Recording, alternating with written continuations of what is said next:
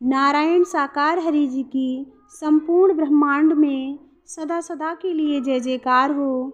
जगत जननी मैया जी की संपूर्ण ब्रह्मांड में सदा सदा के लिए जय जयकार हो। देवियों महापुरुषों, इस वीडियो में मसानी नारायण साकार हरि जी को मारने आई थी, लेकिन नारायण साकार हरि जी की इस तरह दीवानी हो गई कि उन्होंने परमात्मा के सामने अपने स्वयं के द्वारा किए गए गंदे कारनामों को बताया। उन्होंने बताया कि हमने क्या क्या गलत काम किए हैं, मसानी अपनी भूख को कैसे शांत करती हैं, और उन्होंने जैसे अपनी भूख को शांत किया वो सब कुछ नारायण साकार हरि जी के सामने कहा।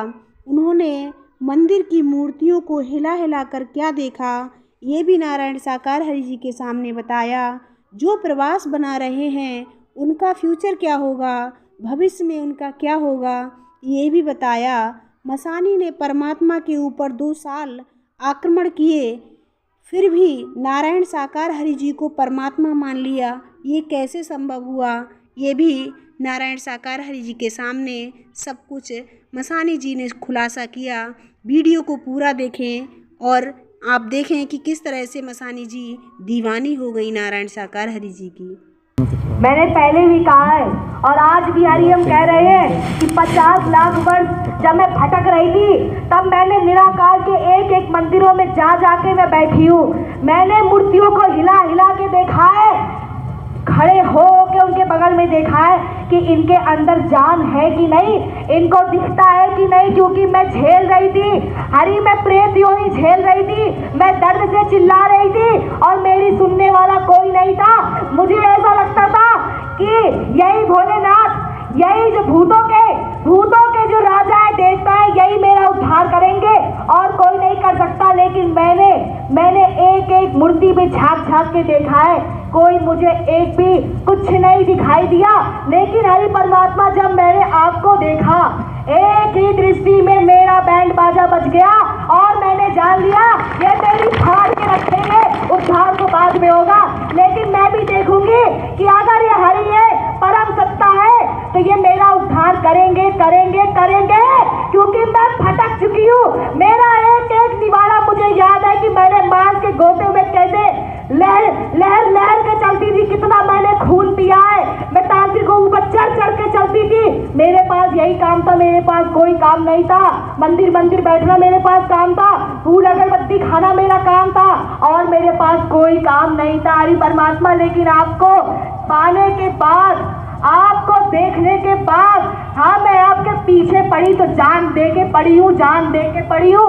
मैं ऐसे नहीं पड़ी हूँ क्योंकि मुझे पता है कि आप ही ब्रह्म हो, वरना मैं आज भी किसी तांत्रिक के पास जाके चाट सकती हूँ, उसकी खोज सकती हूँ, क्योंकि मुझे पता चल चुका है कि आपके ही द्वारा मेरा उद्धार होगा। बाकी इस ब्रह्मांड में कोई करने वाला नहीं है, किसी की औकात नहीं मेरा उद्धार कर दे, कोई नहीं है।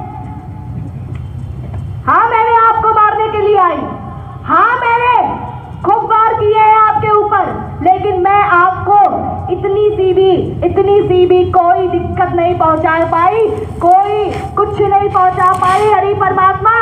मैंने कितने वार किए हैं, मैंने 2 साल लगातार आपके ऊपर वार किया है, 2 साल लगातार। आज ये लड़की का तन सामने खड़ा है, मैं वही रायबरेली की जगह से इस लड़की के शरीर को छोड़ती थी रात के 12 बजे और 3 बजे तक मैं, आप जिस भी प्रवास पे होते थे, मैं वहीं पे वार करने आती थी और उसके बाद पूरी संगत को परेशान करती थी। रायबरेली की जितनी संगत होती थी मैं सबको परेशान करती थी, सबको खाती थी, सबको चबाती थी, किसी एक को भी नहीं छोड़ती थी।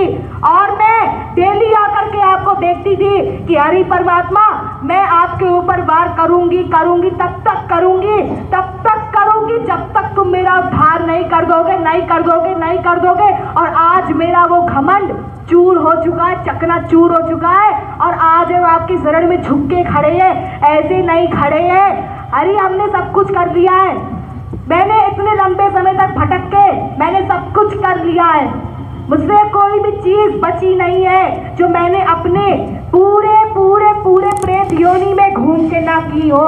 एक एक से गंदे गंदे घिनौने काम, राक्षसी काम, बर्बादी के काम, वासनाओं के काम, सब कुछ करके तब आपके आगे खड़ी हुई हूँ, ऐसे नहीं खड़ी हुई हूँ। और इन्हें समझ जाना चाहिए कि हरि परमात्मा है तो है क्या चीज, वो कोई इंसान नहीं है, वो कोई इंसान नहीं है। उनकी दृष्टि बहुत खतरनाक है। अगर तुमने चश्मा लगा के ऐसे नहीं बैठे, तुम्हें ये चश्मा दिखाई देता होगा, लेकिन मुझे आज तक ये कभी चश्मा नहीं दिखाई दिया है। दृष्टि इतनी खतरनाक है ना कि भारी पड़ जाएगी, कोई संभाल नहीं सकता है, इनकी दृष्टि को कोई देख नहीं सकता है। कपकपी लग जाती है, बैंड बाजा मेरा बज जाता है, और बैंड बाजे में हंसना नहीं, बहुत बुरी हालत होती है। दिल मिलाने वाली, फड़फड़ाने वाली ऐसी ऐठन होती है, कहाँ जाऊँ, दिमाग नहीं काम कर रहा, कुछ समझ में नहीं आ रहा। ये हाल होता है। एक बंद कमरे में अंधेरा, जहाँ एक रोशनी ना आती हो, ऐसा हाल हो जाता है। कभी कभी झेला नहीं जाता है। हरि परमात्मा आप ही अच्छे हो, और पूरा ब्रह्मांड वाला हरामखोर फीका, आपके आगे कोई अच्छा नहीं है। और मैंने हरि परमात्मा आपसे प्रेम कर लिया है, और किसी जमाने में अब औकात नहीं किसी तांत्रिक की मुझे कोई एक भी लालच दे दे और मैं किसी के लालच में फंस जाऊं। अब नहीं फंसने वाली, अब नहीं फंसूंगी। एक बात बताएं आप, जब आ गई हम समय की बात है, और समय पे देखना भी चाहिए।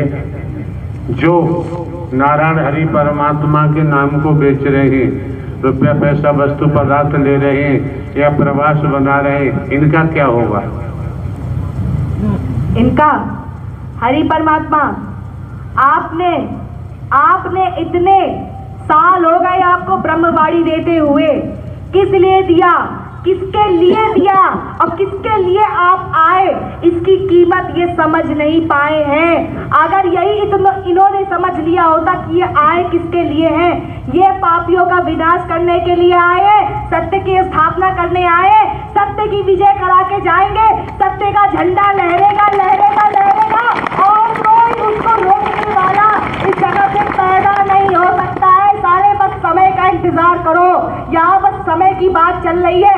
जिस दिन विनाश का समय आ गया, उस दिन हरि परमात्मा को विनाश करने से ब्रह्मांड की कोई भी, ये मिट्टी जैसी, ये जितने वो बैठे ना 2 हाथ पैर वाले, इनमें किसी मांस, किसी हड्डी वाले, किसी खून वाले की औकात नहीं है हरि परमात्मा को विनाश करने से रोक सके। ऐसी बीमारी फैलेगी, 2-2 साल अभी दर्शन के लकवे पड़े हैं तुम लोगों के ऊपर, कितने भटक गए, कितने बर्बाद हो गए। अभी जब 4-4 साल हरि के दर्शन में लगवा पड़ेगा ना, तब तुम्हें पता चलेगा कि कैसा अटैक तुम्हारे सीने में लगा है, तब तुम्हें हरि की कीमत का पता चलेगा। और संगत को तो इतना बुरा झेलना पड़ेगा कि इनसे बुरा बाहर वाले नहीं झेलेंगे, क्योंकि इन्होंने सबसे ज्यादा खिल्ली उड़ाई है इस स्थान की, इस सत्य की बात की इन्होंने सबसे ज्यादा खिल्ली उड़ाई है। सब कुछ जानने पहचानने के बाद चंदागिरी की है, संगत को लूटा है हरि के नाम पे। किसी कुत्ते की औकात नहीं है हरि के आगे एक भी चंदा चढ़ा दे, लेकिन पीठ पीछे हरि के नाम पर ही की गई है। और देखना इसका तुम्हें कितना बुरा झेलना पड़ेगा। और मैं कह रही हूँ, चाहे हरि ये चौधरी हो, चाहे वो कुत्ता राम विलास हो, इन सबकी टांगे टूटेंगी, इन सबकी खटिया लगेगी।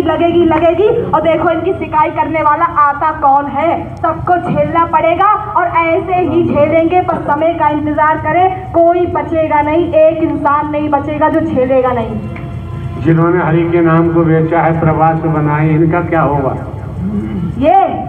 ये हरि जी तिल के मरेंगे। इनकी माया इनकी आंखों के आगे खड़ी होगी, लेकिन इनका शरीर ही काम करने वाला नहीं होगा। इनकी माया इनके पास काम आने वाली नहीं है और विनाश होके रहेगा। अगर ये सोचे कि मैं माफी मांग लूंगा प्रभु से, प्रभु मुझे माफ कर देंगे, सारे कुत्ते माफी तो अपनी मांग रहे हैं, लेकिन पहले भोगना पड़ेगा, उसके बाद ही माफी मिलेगी। अब किसी को माफी मिलने वाली भी नहीं है। और जो महल बना के खड़े किए हैं वो आपको समझते हैं कि आप बस चश्मा लगा करके आके बैठते हो बस मनोरंजन करने के लिए। जो कोई ऐसा सोचता है हरि परमात्मा मनोरंजन यहाँ कराते हैं, सारा बहुत बड़ा नीच है, वो नाली का कचरा बनेगा, सुअर बनेगा, कुत्तों की तरह घूमेगा, इंसानों की जब लैट्रिन खाएगा ना घूम घूम के,